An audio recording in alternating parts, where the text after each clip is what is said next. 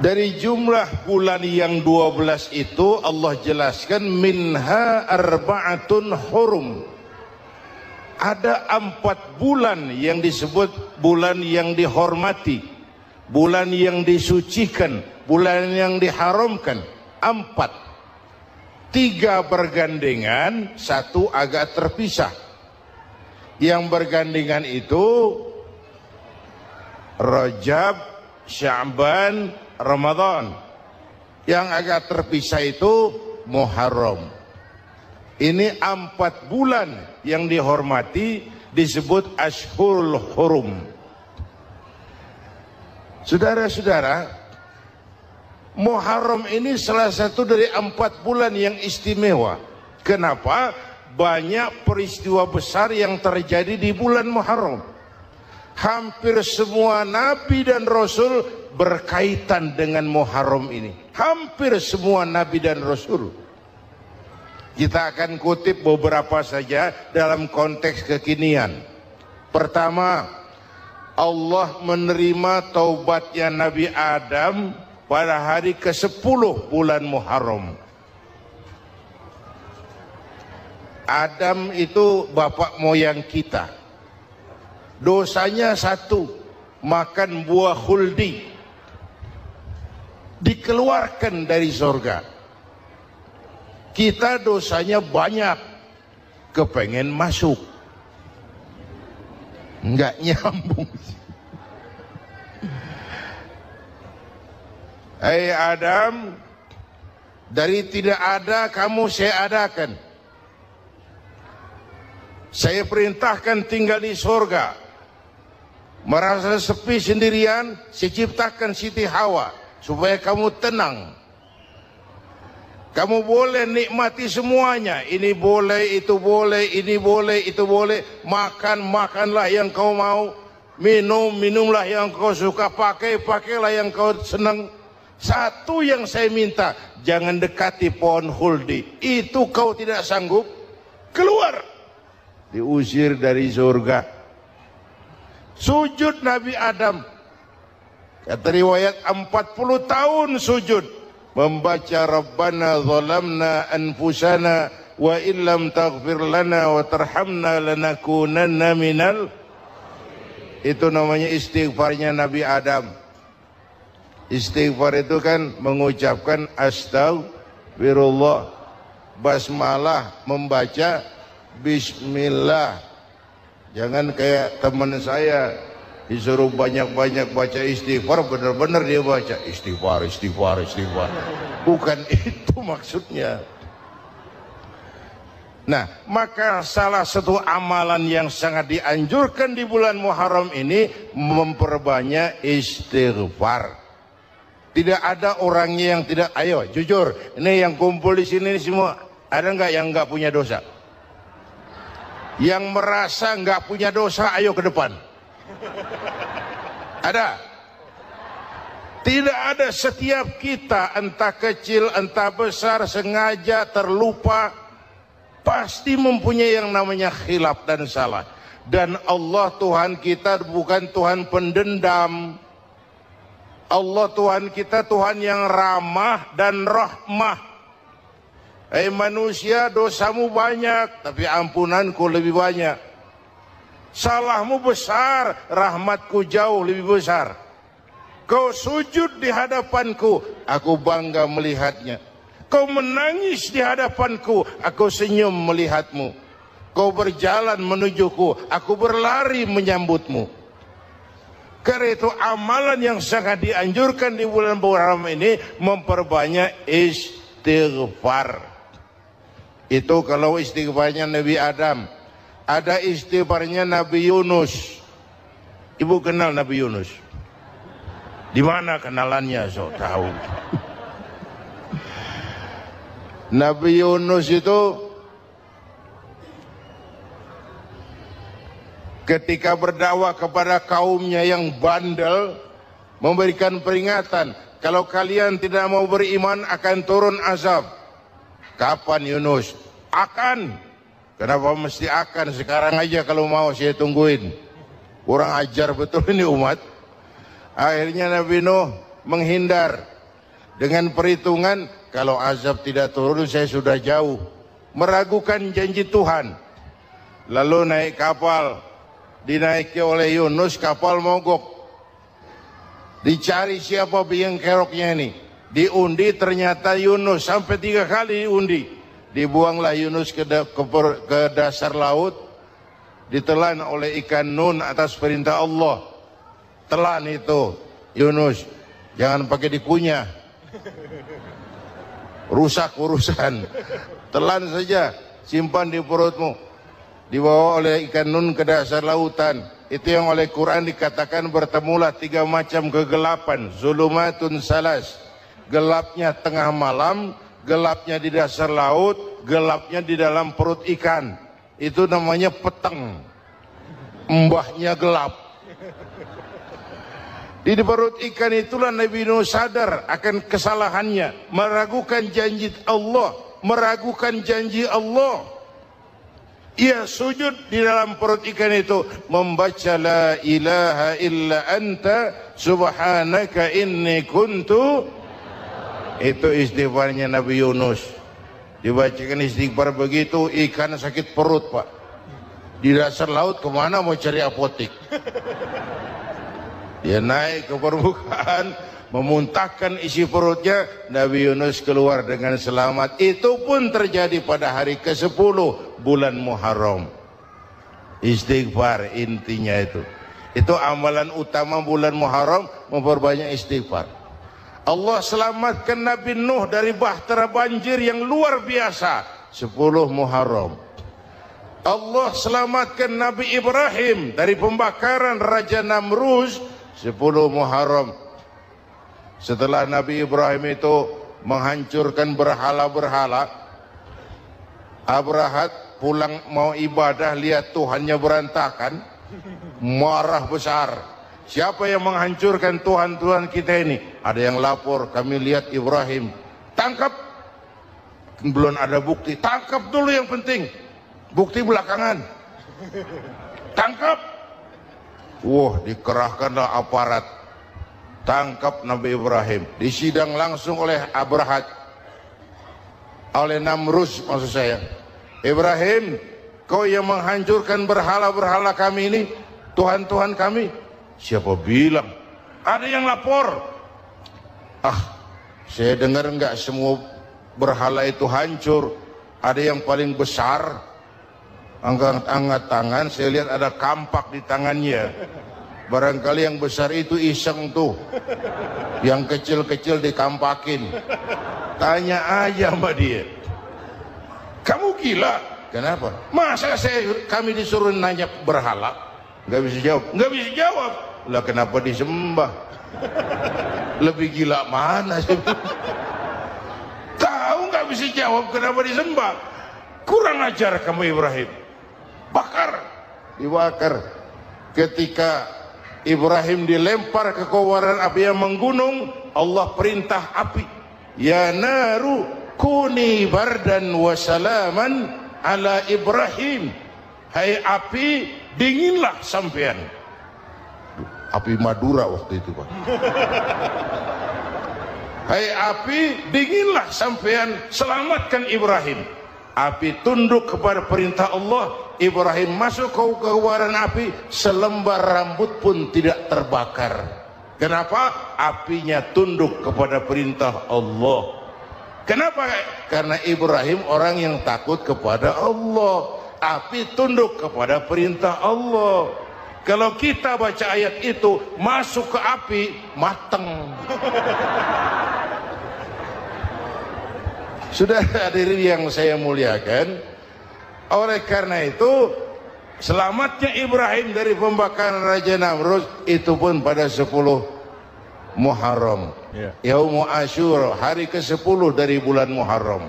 Baik. Itu Ibrahim. Hadirin hadirat yang saya cintai, sebagian kecil tentang Nabi Adam, Nabi Ibrahim dan Nabi Yunus, tapi saya belum menceritakan tentang Nabi Nuh tadi. Mengulang kaji. Nabi Nuh salah seorang rasul yang masuk ulul azmi 5 besar. karena memang perjuangannya menggambarkan satu usaha yang ulet dan luar biasa. Beliau diberi umur 950 tahun, lalu berdakwah selama 900 tahun, sore, pagi, siang, malam, dapat pengikut tidak lebih 80 orang, rata-rata 10 tahun satu. Kalau saya minta berhenti aja jadi nabi, Pak. Ustadz mana masih mau buka pesantren? 10 tahun buka pesantren, yang nyantri cuma satu.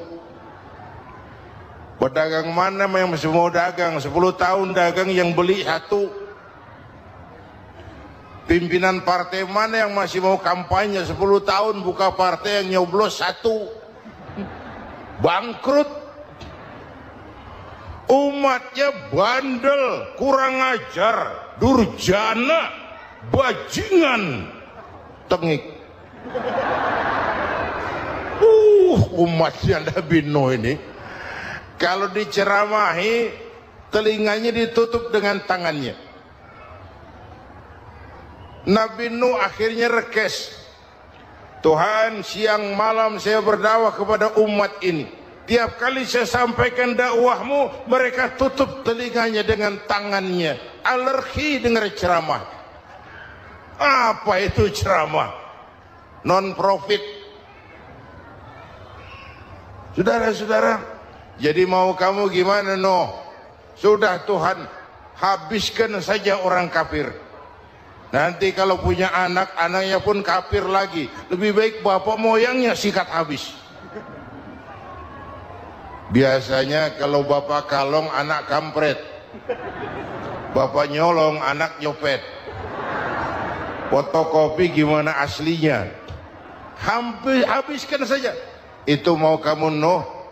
Iya. Oke. Nanti aku turunkan banjir, Nuh. Buat kapal. Dengan apa saya harus buat kapal, Nuh? Ya dengan kayu, kata Tuhan. Kayunya dari mana, Tuhan? Ya dari pohon, Nuh. Pohonnya belum ada, Tuhan. Ya tanam dulu, Nuh. Bikin kapal, kayunya nanam pohon. Apa artinya? Perjuangan perlu kesabaran. Sukses itu ada prosesnya. Nggak bisa simsalabim abracadabra lalu kita mau sukses. Semua ada prosesnya, walaupun kenyataannya begitu. Sukses banyak bapaknya, gagal itu yatim. Kalau kita sukses banyak yang ngakuin, yang baru ketemu pakai manggil encing. Ketemu baru, tapi sukses banyak bapaknya. Gagal yatim, gak ada yang mau ngakuin kalau kita gagal itu. Udah. Bikin kapal dengan kayu di tengah kampung, bikin kapal ini. Bayangkan, di tengah kampung bikin kapal. Orang kafir makin menjadi-jadi. Lihat Nuh. Kenapa? Makin sarap. Bikin kapal di tengah kampung, mau belayar kemana? Tuh lihat, kalau orang nggak tahu tujuan, mountain setengah jalan. Proses yang dinilai bukan finalnya. Ya kayak gitu kesimpulannya, saya enaknya sendiri. Bikin kapal. Kapal mendekati selesai, ini orang kafir rame-rame datang ke kapal Nuh.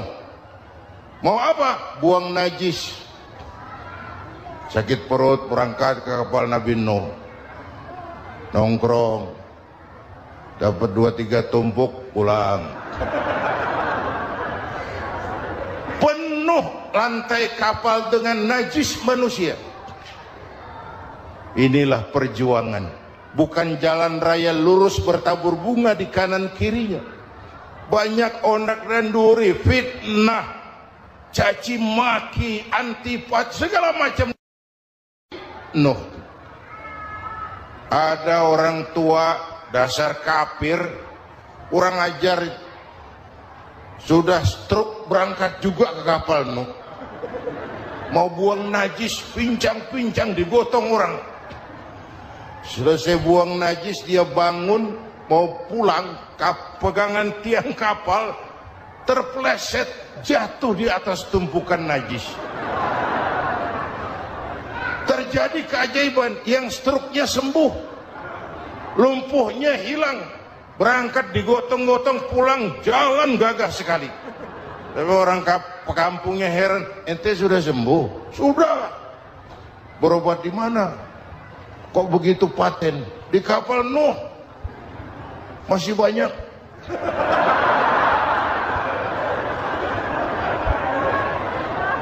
Yang berasa perlu obat bawa rantang. Ambil bersih lagi geladak kapal itu. Sudah selesai Nuh? Selesai. Oke, kau orang yang beriman bersamamu, binatang serba sepasang, naik Nabi Nuh, naik orang beriman, naik binatang serba sepasang. Ini cikal bakal penyelamatan manusia, Pak. Naiklah orang beriman, sudah naik semua, Nabi Nuh kontrol.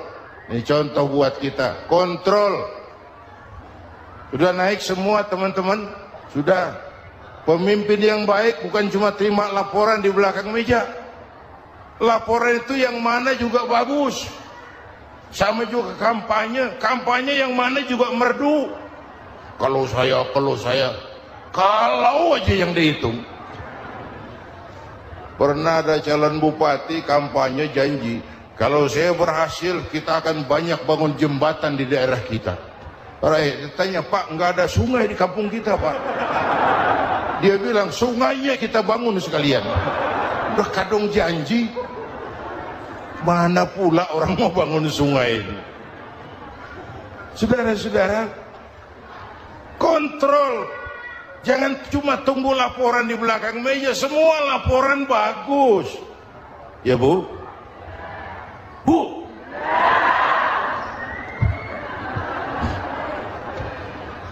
Nabi Nuh kontrol.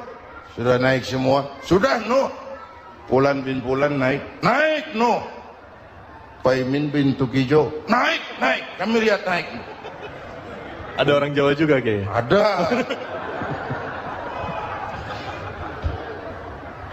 Sudah kontrol. Kanan anak saya ikut nggak naik kapal? Kami tidak lihat itu Nuh. Kanan. Ini potret. Bapaknya aktif ke masjid, ibunya rajin ke majelis taklim, anaknya keleleran kemana-mana. Bukan di sini, di Prancis. Udah di sini insya Allah sama.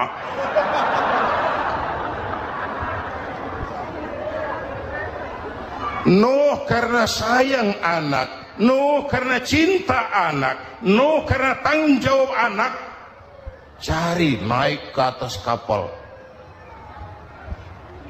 Lihat Kanan, anak saya, nggak lihat Nuh. Turun ke ruang bawah, periksa lagi. Mang, ayah Kanan di dia. Jamaah Tasik ini rupanya di dalam. Tuh ayah Mang. Ayah ke mana ya budak ini? Turun ke bawah, tanya lagi, ono Kanan to? Ora nano raketo. Rombongan Jawa Tengah naik ke atas buritan. Dari buritan kelihatan ternyata Kanan tidak ikut naik kapal, kumpul di darat bersama orang kafir. Ini potret kita sekarang. Kumpul sama orang kafir, hanyut anak-anak kita, ditelan budayanya orang kafir, ditelan tradisinya orang kafir, ditelan pergaulannya orang kafir. Nuh karena sayang anak dari atas manggil. Dalam Quran dijelaskan itu. Karena Nabi Nuh di atas, Kanan di bawah, teriak, ya bunayyar kam ma'ana. Begitu dalam Quran ayatnya. Cuma ini pakai gaya memanggil supaya kelihatan ke gambar, kira-kira Nuh manggilnya begitu. Ini namanya gaya dakwah, Pak. Kalau ceritanya datar nggak menarik. Maka Nuh memanggil Kan'an, ya bunayya irkam ma'ana. Kata yang dengar, ini gaya orang manggil, ya bunayya irkam ma'ana. Kan'an, kesini nak, naik kapal sama papi. Kata Kan'an di bawah itu, enggak mau papi, John di sini saja. Kata Nuh, jangan nak, Allah sedang murka, akan turun banjir. Kalau datang banjir papi, sa'awi ila jabalin ya'simuni minal ma', saya akan naik ke gunung tinggi yang bisa menyelamatkan saya dari banjir. Kan'an naik ke gunung, gunung dihantam banjir, Kan'an mati sampai sekarang.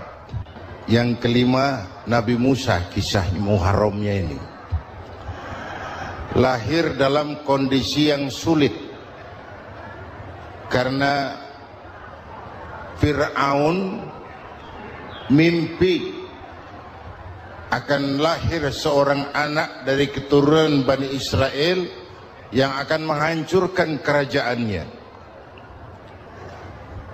Kata Fir'aun, sudah lahir belum anaknya? Belum. Kalau gitu mulai malam ini laki-laki dilarang bergaul sama istrinya. Semua perempuan hamil di bawah pengawasan negara.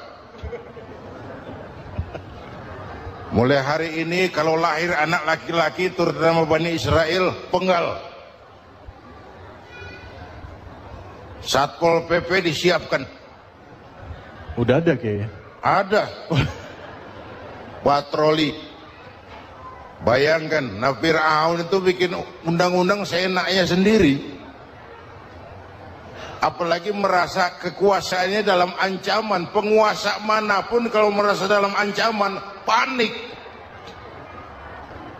Padahal kekuasaan itu kayak harimau.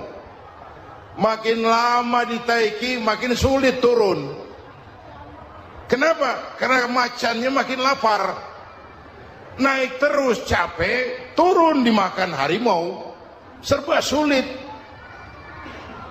Saudara-saudara, kalau kita mau belajar dari Pak Harto, saya melihat kekurangan Pak Harto cuma satu, terlambat berhenti.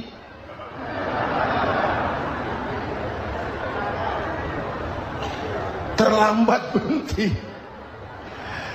Di sekelilinginya banyak tukang-tukang jilat, tukang-tukang semir.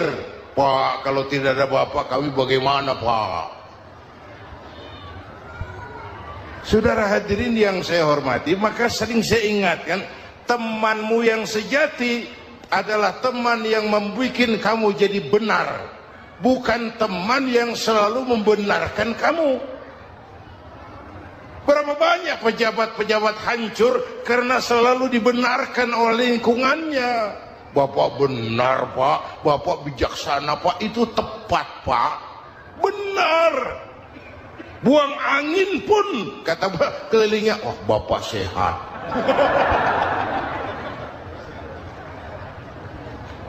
Temanmu yang sejati, teman yang bikin kamu jadi benar, bukan teman yang selalu membenarkan kamu.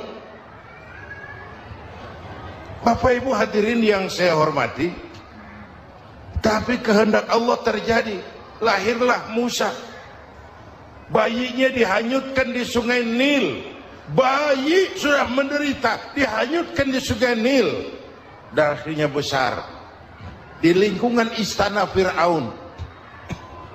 Diriwayat oleh Ratu Aisyah, perempuan Fir'aun, setelah mulai berjuang, terjadilah itu. Musa dan pengikutnya dikejar oleh Fir'aun. Sampai di tepi laut, Allah wahyukan Musa, lempar tongkatmu ke laut. Dalam kondisi darurat, mukjizat tiada jalan. Kondisi darurat. Kalau tidak, mukjizat itu maunya Allah, bukan maunya Nabi. Nabi nggak kuasa, Allah yang mau. Tapi hidup Nabi bukan mukjizat, manusiawi. Tidak mentang-mentang ada mukjizat tongkat, tiap sulit main tongkat, nggak usah berjuang kalau begitu. Itu darurat menyelamatkan umat. Tongkat dilempar ke laut, laut terbelah. Laut terbelah. Itu secara visualnya bisa kita lihat dalam film The Ten Commandments. Udah nonton belum? Urusan nonton kalah sama Ustadz bagaimana sih? Ten Commandments, 10 firman Tuhan. Tekniknya bagus loh. Bagaimana laut terbelah. Musa lewat. Fir'aun mengejar. Musa sampai di ujung sana. Fir'aun masih di sama tengah perjalanan. Laut nutup kembali. Laut menutup kembali. Fir'aun tenggelam. Cengap-cengap di lautan. Begitu nafas sampai di tenggorokan, Fir'aun sambil cengap-cengap itu, amantu bi Rabbi Musa wa Harun. Duh, kalau begini mah saya juga percaya sama Tuhannya Musa. Mereka mau jengkel, goblok loh. Terlambat sekarang. Ditenggelamin terus. Modar. Musa selamat. Fir'aun mati. Jenazahnya, jasadnya terdampar di pinggir laut. Beberapa waktu kemudian ditemukan orang, dimumi, dibalsam, diawetkan. Itu sesuai janji Quran. Wa kadzalika nunajjika bi badanika litakuna liman khalfaka ayah. Kami selamatkan badan kamu agar jadi pelajaran bagi orang-orang sesudah kamu nanti. Janji Quran tepat. Janji itu 14 abad yang lalu. Jasad Fir'aun ditemukan, dimumi, diawetkan, dibalsam di bawah nama Pharao Ramses II. Sekarang tersimpan di Museum Negara di Mesir. Kapan-kapan nanti ibu main ke Mesir, mampir. Naik ojek paling berapa itu? Orangnya tinggi, hidungnya mancung, pokoknya pantaslah jadi Fir'aun. Selamatnya Musa di kejaran Fir'aun di ujung sana itu terjadi pada hari ke-10 bulan Muharram, yang oleh orang Nasrani diperingati dengan hari raya Paskah. Mereka melaksanakan puasa, mensyukuri nikmat keselamatan dari kejaran Fir'aun. Makanya kalau kita ikut puasa di bulan Muharram, bukan mengikuti syariatnya Nasrani, salah. Karena Nabi mengajarkan, itu sumbernya. Bukan ikutan sama ibadahnya Israel. Tapi memang agama ini kan merupakan mata rantai. Datang Rasul baru melengkapi Rasul sebelumnya, datang Rasul baru melengkapi Rasul sebelumnya. Mata rantai yang berkaitan. Setelah Muhammad selesai, selesailah tugas Nabi dan Rasul. Selesailah misi Nabi dan Rasul. Tidak ada Nabi lagi sesudah Nabi Muhammad. Itu harga mati, titik. Gak ada kompromi. Siapapun sekarang ini nggak datang ngaku jadi Nabi, wajib tidak percaya. Wajib tidak percaya. Tapi kaitannya memang, kita bilang Nasrani, orang bahasa Arab, bahasa Ibraninya Nazaret, Nasiroh, Nazaret. Itu beda dialek. Kita Daud, dia David.